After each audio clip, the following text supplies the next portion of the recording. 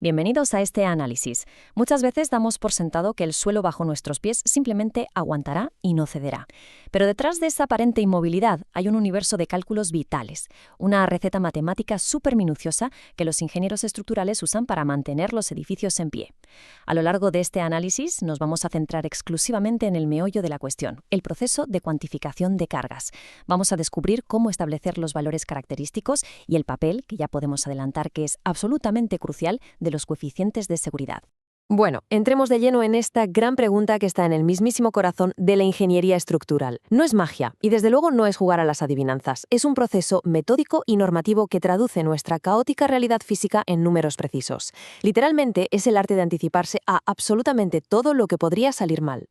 Y esta imagen lo ilustra a la perfección. Es increíble ver que, incluso antes de poner una sola pared, de que entren personas o se coloquen muebles, esta estructura desnuda ya está librando una batalla titánica contra la gravedad y su propio peso. Hablamos de una magnitud de fuerzas invisibles inmensa, que el edificio tiene que resistir cada milisegundo de su vida útil. Para desgranar cómo se hace todo esto, seguiremos este orden. Primero veremos una introducción a la cuantificación. Pasaremos a los valores característicos. Luego detallaremos el proceso de 6 pasos. Analizaremos los coeficientes de seguridad y, por último, cómo se garantiza la estabilidad de todo el conjunto. Empecemos por la primera parte, la introducción a la cuantificación.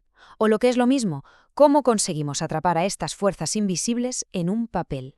A ver, el punto clave aquí es que entender y cuantificar bien estas fuerzas es la diferencia literal entre un rascacielos seguro y un colapso absoluto. Cualquier fuerza extra que apliquemos genera tensión en la estructura. Si nos pasamos de la raya y la carga excede la capacidad del material, el elemento falla. Punto. Por eso, este control no es una simple sugerencia, está regido por normativas de edificación que son totalmente inquebrantables.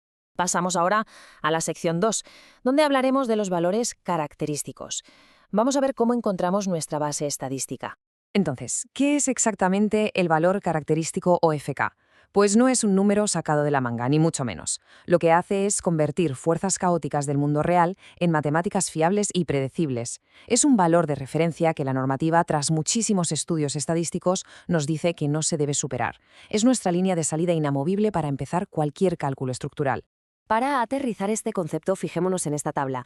En lugar de ir pesando cada ladrillo de una obra, la norma asigna valores exactos a elementos muy comunes. Por ejemplo, la tabiquería de una vivienda normal se cuantifica en 1 kilonewton por metro cuadrado. Para ponerlo en perspectiva, es como si asumiéramos que hay un adulto de 100 kilos de pie sobre cada metro cuadrado de la casa y además de forma totalmente permanente. Suena locura, pero esto simplifica y estandariza el cálculo, garantizando una base súper segura. Llegamos al núcleo de nuestro análisis. Sección 3. El proceso de cuantificación en 6 pasos. La auténtica columna vertebral de la matemática estructural. Este es el filtro definitivo. Absolutamente toda fuerza que actúe sobre un edificio tiene que pasar por este circuito cerrado de 6 pasos. Es una progresión casi clínica que coge una carga recién identificada y la va puliendo etapa por etapa hasta convertirla en una cifra altamente refinada que podemos usar en el diseño. Claro, antes de sacar la calculadora, tenemos que categorizar la fuerza invisible a la que nos enfrentamos. ¿A qué grupo pertenece? Tenemos las acciones permanentes, que son inamovibles, como el peso del propio hormigón. Luego están las variables, que cambian constantemente, como la gente entrando y saliendo. Y finalmente, las accidentales. Estas son muy raras, pero pueden ser letales, como un terremoto, un incendio o un impacto severo. Siguiendo con el proceso, entender la naturaleza y la oposición exacta de esa carga es de vital importancia. No es lo mismo calcular una oficina repleta de estanterías y trabajadores que calcular el impacto de unos vientos huracanados golpeando la fachada de un rascacielos. Cada situación exige aplicar las cargas en posiciones distintas para prever por dónde va a sufrir más nuestro esqueleto estructural. Y aquí llegamos al paso de la verificación de combinaciones. Esta parte es fascinante porque entramos de lleno en los peores escenarios posibles. Los edificios no sufren los problemas uno por uno. Hay que calcular para sobrevivir a la peor combinación de desastres ocurriendo de forma simultánea. Imaginemos un edificio lleno a rebosar y, a la vez, un viento lateral extremo mientras cae una nevada histórica en la cubierta. Pues bien, la normativa exige que nuestra estructura sea capaz de resistir exactamente eso. Todo esto nos lleva a la sección 4, los coeficientes de seguridad, lo que podemos considerar como la salvaguarda definitiva contra el colapso. Una vez que tenemos los números base cuantificados, entra en juego un concepto que lo cambia todo. La regla de oro es que los ingenieros jamás diseñan para soportar solo la carga estadísticamente probable. Siempre multiplican ese valor base por un coeficiente de seguridad. El motivo: Los materiales pueden tener imperfecciones ocultas, la obra nunca es milimétricamente perfecta y el uso del espacio puede variar.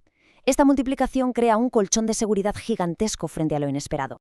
Por lo general, dependiendo del tipo de esfuerzo y del material, aplicamos un rango de multiplicadores que va de 1,5 a 3. Y ojo a esto, porque ese factor 3 superior, que es la máxima amplificación posible, se guarda bajo llave y se reserva exclusivamente para los modos de fallo más críticos.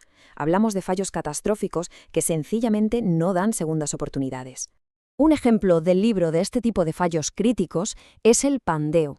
Esta fórmula matemática es la encargada de prever el momento exacto en el que un pilar, al ser comprimido con demasiada fuerza, de repente se dobla hacia un lado y pierde su estabilidad. A diferencia de una viga que se va doblando lentamente y avisa, el pandeo es instantáneo y letal, pasa en un milisegundo.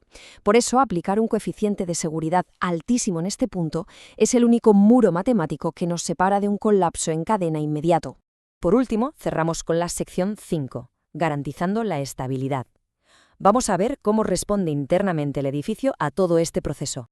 Al final, todo esto nos muestra el hermoso equilibrio que rige la física de la edificación. Por cada carga externa que hemos cuantificado y amplificado con estrictos coeficientes de seguridad, el material del edificio genera una resistencia interna totalmente equivalente. Son tensiones internas como tracción, compresión o flexión, calculadas al milímetro para mantener la estructura en un equilibrio perfecto frente a las fuerzas del mundo exterior.